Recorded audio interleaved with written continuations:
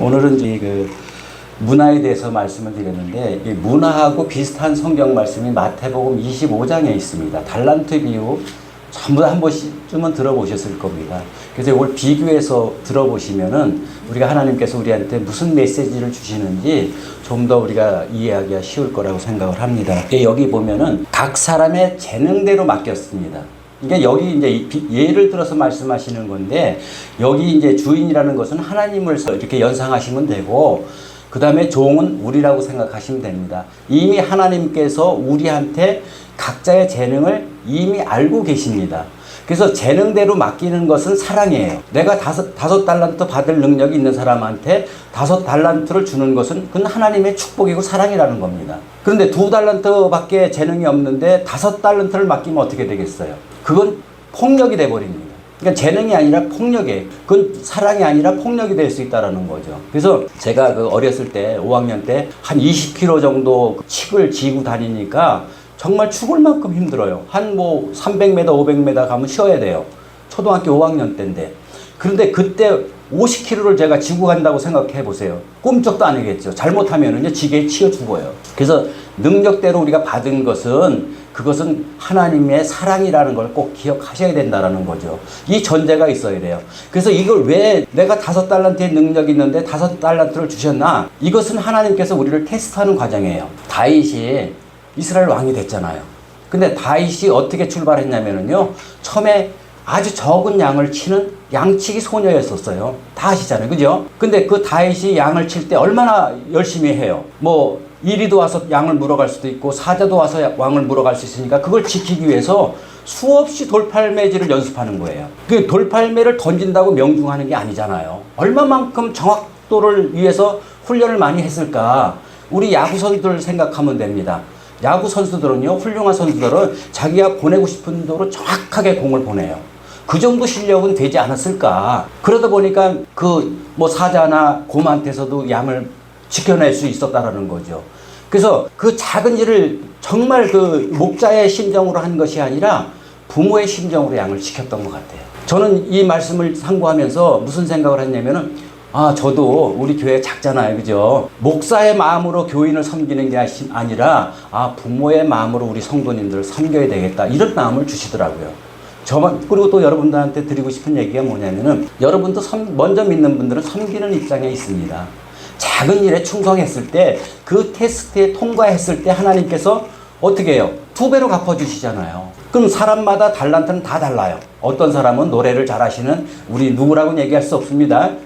그런 분도 있고, 정말 어떤 분은 사랑이 많으신 분도 있고, 그건 재능들은 각각 다 똑같을 수가 없어요. 근데 문제는 뭐냐면은, 그 주신 재능을 안 쓰면 안 된다는 얘기잖아요. 쓰라는 얘기잖아.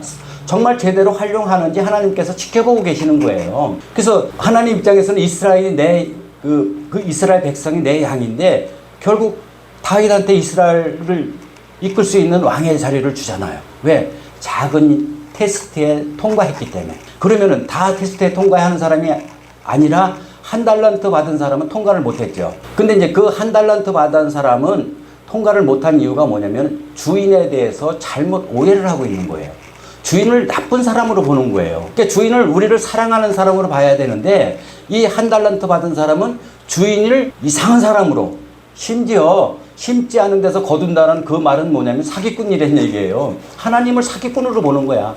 그리고 해치지도 않은 곳에 모은다는 것은 꼼짝도 안 하고 이익을 얻겠다라는 정말 파렴치한 분으로 하나님을 알고 있는 거예요. 그래서 하나님은 그 오해가 서운하지 않으셨나? 왜? 하나님은 사랑으로 우리한테 다가오시는데, 우리 어리석은 인간들이 하나님을 오해해서 하나님이 나를 너무 힘들게 하지 않나? 왜 나에게 이런 시련을 주시지? 이렇게 불만을 가질 수도 있다라는 거죠. 결국 우리가 하나님을 테스트에 통과해야 되지만 하나님을 의심해서도 안 된다라는 거죠. 그러니까 하나님이 전적으로 우리에게 주어진 달란트대로 우리가 그 사명을 잘 감당했을 때 더 큰 일을 맡기듯이, 내가 불만을 가지고 하나님한테 오해를 했을 때는 아주 상상도 못할 그런 가혹한 처벌을 내리시잖아요. 그거 뺏어서 있는 사람한테 더 주잖아요. 그럼 우리 삶도 똑같다라는 거죠. 여러분들 재능이 뭔지 모르는 분도 간혹 있습니다. 근데 그 재능이 쓰지 않으면 발달이 안 돼요. 예를 들어서 이정우가 지금 미국 가서 날리고 있잖아요. 그 친구가 부모로부터 좋은 운동의 반사신경도 빠르고 운동 능력을 타고났잖아요. 근데 타고났다고 야구를 안 하고 만약에 축구나 양궁을 했으면 어떨까요? 그렇게 재능을 완전히 그 야구처럼 잘하진 못하지 않았을까? 제 생각에 그래요. 근데 부모로부터 이제 그 재능을 물려받고 그 재능을 또 본인이 갈고 닦는 거잖아요. 잘하는 것을 계속 달란트를 늘려가는 거예요. 훈련을 통해서. 이해가 되셔요? 계속 어려서부터 야구를 하니까 이제 미국에서도 정말 슈퍼스타가 될 수 있을 정도로 실력을 갖추는 거예요. 그게 그냥 하나님이 주신 거를 안 쓰면, 묻어버리면은, 만약에 축구를 했거나 학교 다니는 학교 가서 이제 공부에 전념을 했다고 하면은 그 재능을 발견할 수도 없다라는 거죠. 그래서 내가 내 재능을 찾는 건 내 몫이에요. 그래서 제가 늘 얘기하잖아요. 가장 나쁜 실패는 실패가 두려워서 도전도 하지 않는 것이 가장 나쁜 실패라고 제가 말씀을 드리잖아요. 그래서 내가 뭘 잘하는지, 뭘 좋아하는지 스스로 본인한테 물어보시고 잘할 수 있는 것은 정말 하나님을 위해서 내가 기꺼이 헌신해야 된다는 걸 말씀드리는 겁니다. 그리고 여기에 이제 한 달란트 받은 사람은 하나님을 오해하고 하나님 어떻게 보면 나쁜 사람으로 알고 있었잖아요. 잘못 알고 있었잖아요. 근데 저는 2달란트 받은 사람을 생각을 해봤어요. 제가 그런 것 같아요. 제가 가끔씩 얘기하잖아요. 저보다 2살 많은 형님이 계셨다고. 정말 머리도 좋으시고, 혼자 독학으로 피아노도 배우셔가지고, 성가대 지휘자를 하시고, 그 다음에 공부면 공부, 축구면 축구, 바둑이면 바둑. 동네에서 우리 형님만큼 바둑을 잘 두는 사람이 없었으니까요. 근데 그 재능을 내가 잘 개발하면은 2배가 된다는 걸 꼭 기억하셔야 돼요. 반대로 내가 재능이 있는지도 몰라. 왜? 꺼내서 보지를 않으니까. 근데 지금부터 이 말씀을 통해서 여러분들이 내가 뭘 잘하지 스스로 본인한테 물어보시고요. 내가 이거 좀 호기심 가는 건 도전해 보시라는 거예요. 해봐야 그것이 내가 재능이 있는지 없는지 안 되니까. 여기 노래를 시켜보니까 그분이 재능이 있는지 알지. 우리가 노래 한 번도 안 들어보면 어떻게 알겠습니까? 그게 본인이 노래도 해보고, 아니면 시를 잘 쓰시는 분은 시도 써보고, 아니면 운동을 잘 하시는 분은 운동을 하시면 되고요. 하다 보면 자기가 잘하는 게 분명히 나올 거라는 거죠. 단 최고로 잘할 수는 없어요. 2달란트의 재능을 받아도요, 그 주어진 만큼, 그 재능만큼 최선을 다해서 하면 된다는 거죠. 그래서 이게 오늘 달란트가 이제 우리에게 주는 메시지예요. 그러면 이제 문화를 오늘 누가복음을 성경 공독을 했잖아요. 어느 왕이 거기도 똑같아. 거의 내용이 흡사하잖아요. 그죠? 근데 이제 다른 게 있어요. 뭐가 다르냐? 여기는 재능을 주셨는데 여기는 한 문화를 그러니까 10문화를 10명에게 공평하게 나눠줬어요. 이게 무슨 얘기냐 하면은 한 사람당 한 문화씩 똑같이 나눠줬다는 얘기예요. 오늘 눈치가 빠르신 분은 알겠지만 제가 설교하기 전에 나라는 찬송을 불렀잖아요. 복음성가를. 사실 김동국 목사님이 오셔서 사실 김동국 목사님 음악을 틀어드리는 게 예인데, 이 말씀을 하고 싶어서 미리 말씀을 드리는 거예요. 나라는 찬송이 오늘 설교의 주제라는 걸 말씀드리기 위해서 저도 이제 잘 못해요. 따라하지도 못했는데 어쨌든 그 내용을 들어보면 무슨 내용인지 아시겠죠. 그건 제가 나중에 말씀드리고, 어쨌든 우리는 공평하게 우리가 하나님한테 받는 게 있다라는 거죠. 아까 달란트 얘기했어요. 뭐가 공평하냐? 똑같이 한평생을 살아요. 2번 사는 사람 있어요? 없잖아. 그죠? 물론 이렇게 어린 나이에 돌아가시는 분도 있고 천수를 다 누리시는 분도 있지만 어쨌든 한 사람 우리한테 주어진 삶은 하나밖에 없다라는 거예요. 똑같이 24시간이 주어집니다. 어떤 사람은 물론 잠을 많이 자서 15시간밖에 활동을 못하는 분도 있겠지만 또 그 시간의 개념은 똑같이 우리에게 공평하게 주어지신다라는 거죠. 그 다음에 여기도 공기가 있잖아요. 어떤 사람한테는 좋은 공기 주고 어떤 사람한테는 나쁜 공기를 주지 않는다라는 거죠. 똑같이 공평하게 준다라는 거예요. 근데 똑같이 공평하게 공평하게 문화를 주셨는데 어떤 사람은 10문화를 남겼어요. 어떤 사람은 5문화를 남겼잖아요. 그죠?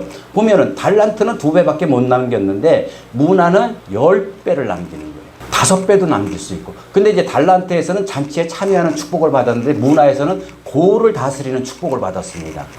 아무래도 이제 내가 정말 똑같은 조건에서 정말 많은 문화, 이 장사를 해서 임원을 남겼을 때 그렇게 노력이라고 보시면 됩니다. 그러니까 재능은 재능에 따라 노력을 더하는 거고 이건 똑같은 조건에서 노력을 하는 거예요. 그래도 10배를 남길 수 있다니까요.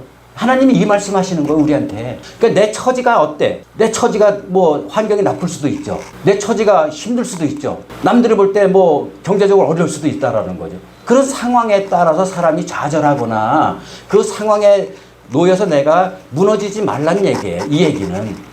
그러니까 어떤 상황이든 똑같은 조건에서 똑같이 한 번을 사는데 심지어 어떤 사람은 10문안을 남기더라 이거죠. 그럼 여러분 10문안을 남기려면 어떻게 해야 돼요? 그래서 제가 그 송명희 시인의 이제 그 내용을 잠깐 이제 말씀을 좀 드리려고 합니다. 그래서 그 송명희 시인이 태어날 때 63년도에 태어났는데 그 의사의 실수로 뇌성마비가 되었다고 합니다. 뇌성마비로 태어났으니까 그때만 해도 사실 먹고 살기가 너무 힘들어서 몸을 제대로 가누지도 못하고 활동도 못하니까 거의 그냥 뭐 이렇게 포기하다시피 이제 이렇게 혼자 생활을 한 겁니다. 그래서 방 안에서 혼자 갇혀가지고 창문으로 세상을 보면은 그 세상에 노는 아이들은 다른 세계 사람 같았고 그 세상을 창문을 통해서 보는 세상은 자기 세상이 아닌 거예요. 그래서 이제 그 정말 제대로 먹지도 못하고 힘들게 살고 있는데 이 송명희 시인이 이제 사춘기가 접어드는 거예요. 사춘기에 접어들어서 어떤 삶을 살았냐면 그때는 막 원망의 삶을 사는 거야. 비관의 삶을 사는 거예요. 왜 나만 이렇게 몸도 못 가누고 그 뇌병변 장애인들 아시죠? 참 이게 말 한마디 할 때 정말로 힘들게 말을 합니다. 물론 보행 장애는 말할 것도 없고 그러니까 어디 친구들하고 어울릴 수도 없고 자기만 이렇게 불행하게 이 세상에 태어난 거에 대해서 어쨌든 그 비관하고 분노를 견딜 수가 없는 거예요. 근데 이 송명희 시인이 어느 날 예수님을 만나게 된 겁니다. 그러니까 한 줄기 빛이 자기 마음속으로 들어왔는데 그래서 그때부터 이제 시를 쓰기 시작을 하는 거예요. 그 시가 이렇게 노래로 나온 게 아까 나라는 나 가진 것도 없어도 또 내가 건강도 없어도 그래도 공평하다고 하나님이 그래도 공평하다고 이 시를 쓴 거예요. 상상을 해보세요. 송명희 시인이 공평하다고 하는데 여러분 공평하지 않다고 생각하는 분 있어요? 여기 송명희 시인처럼 그렇게 거동도 못하고 뭐 이렇게 공부도 못하고 환경도 최악의 환경이었고 그런 분이 공평하대요. 그 찬송을 시를 쓴 거예요. 그래서 이 시의 결론이 뭐예요? 다른 사람들이 가진 것은 없었지만 다른 것을 보게 해주셨다는 그런 찬송 내용이라는 거죠. 다른 사람들이 볼 수 있는 것을 다른 사람들이 못 보는 걸 나는 볼 수 있었다는 거. 왜? 혼자 정말 갇혀진 그런 상황에서 할 수 있는 건 상상밖에 없잖아요. 그래서 그 송명희 시인이 이제 노래가 나오고 유명해지면서 교회로 다니면서 간증도 하고 얼마나 은혜가 되겠습니까? 상상만 해봐도 그 휠체어를 타고 한마디 한마디 이제 인터넷에 그 동영상이 있습니다. 그 한마디 한마디 간증하는 그 모습을 보면요 진짜 가슴이 메어져요. 그러니까 마음이 안 움직일 수가 없더라고요. 그래서 저는 이 송명희 시인의 그 간증을 통해서 정말 하나님이 공평하시구나. 저도 좀 우리 형님 때문에 열등감이 있었어요. 그게 어쨌든 지금 다시 한번 생각을 해보면 그래도 이 정도면 사실 내가 불만을 가지면 안 되죠. 왜?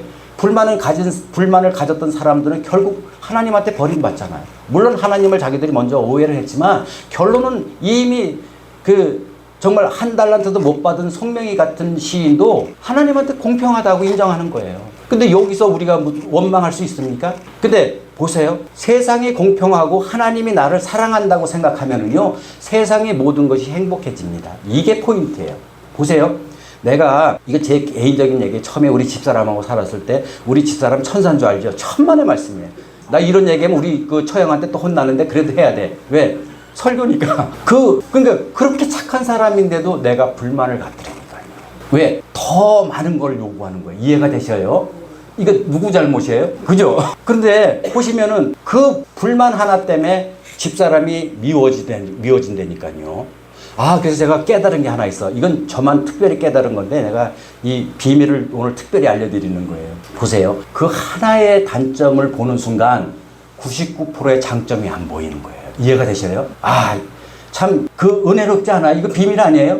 근데 많은 사람들은 그 부족함과 하나에 매여 있다라는 거예요. 하나님은 한 달한테 매이지 말라고 그렇게 말씀하고 계시잖아요. 근데 정말로 그 1%의 단점을 내가 사랑의 눈으로 보니까, 사실이 아니라 사랑으로 보니까 100%가 행복해지는 거 아세요? 정말로 100%가 행복해. 나 우리 집사람한테 진짜 하나님 앞에 약속할 수 있는 게 불만 1%도 없어요. 정말이니까. 여러분도 다 그런 가정 되셔야 돼요. 왜? 우리가 살아가는데 재능도 주셨고, 그리고 공평하게 다 우리한테 나눠주셨는데, 어떤 사람은 평생 불만 가지고 살아간다라는 거죠. 근데 그 본인의 기준이라는 거죠. 하나님의 기준으로, 그건 정말 하나님을 오해하듯이 상대방의 가치를 몰라보는 거예요. 상대방의 가치를 평가절하한다고 생각하시면 됩니다. 그래서 부부간에 제일 좋은 건 뭐냐? 단점은 사랑으로 덮어야 되고요. 장점만 보시라는 거죠. 그리고 서로 격려하고 응원하고 사랑하면은요, 천국 따로 없다니까요. 저는 분명히 말씀드리는데, 가정의 천국을 이루지 못하는 사람이 하늘을 나가서 행복할 것 같아요? 전 아니라고 봅니다. 제가 보는 관점에서는. 그래서 우리가 먼저 믿는 사람들이 가정에서 천국을 이루고 정말 내가 아내한테 고마워하고 또 남편한테 정말 감사할 줄 알 때, 그럴 때 비로소 그 가정이 천국 가정이 된다라고 보시면 됩니다. 그것이 한 단계 나가서 우리가 교회에 우리 모임들이, 우리 성도님들이 모였을 때 그 똑같은 방법으로 우리 교회 생활을 하시면 되고 신앙 생활을 하시면 되는 겁니다. 그래서 이제 말씀을 정리할 텐데요. 그 송명희 시인이 하루하루 자기한테 맡겨진 일이 이거 시 쓰는 것밖에 없어요. 그것을 최선을 다해서 시를 쓰는 것이 내 모든 것이라고 믿고 사는 거예요라고 간증한다라는 거죠.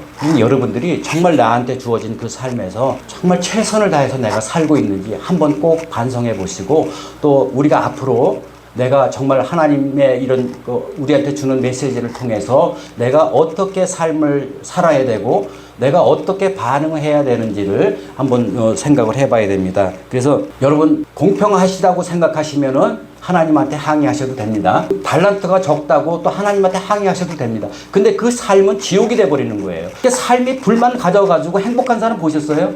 남편한테 불만 있고 아내한테 불만이 있는데 그 가정이 행복한 가정 보셨냐고요? 없습니다. 단연코 없어요. 아주 간단한 이론이고, 정말 이 비유를 통해서 우리한테 주시는 그 말씀이, 제가 그래서 제목을 재능과 노력이라고 그랬어요. 재능 없어도 송명희 시인처럼 정말 그 노력하면은요, 10달란트, 10문화를 남길 수 있습니다. 우리가 재능 없어서 뭐 5달란트 못 남기는 건 괜찮아요. 저처럼 그냥 하나님께서 두 달란트 주셨으니까 최선을 다해서 그나마 이제 약 먹고 공부하면 됩니다. 뭐 어쨌든 뭐 그 해봐야 거기서 거기지만, 그래서 어쨌든 저와 여러분들은 하나님께서 주신 재능도 내가 찾아서 그것을 활용해야 됩니다. 하라는 거예요. 그 의미잖아. 그 다음에 똑같은 조건에서도 우리가 정말 최선을 다해서 살면은 하나님께서 이 땅에 평화를 이루어 주신다고 말씀하고 계십니다. 그래서 오늘 말씀을 정리할 텐데요. 꼭 여러분들도 송명희 이 시인처럼 정말 주어진 삶에 최선을 다하는 저와 여러분이 되기를 예수님 이름으로 축원합니다.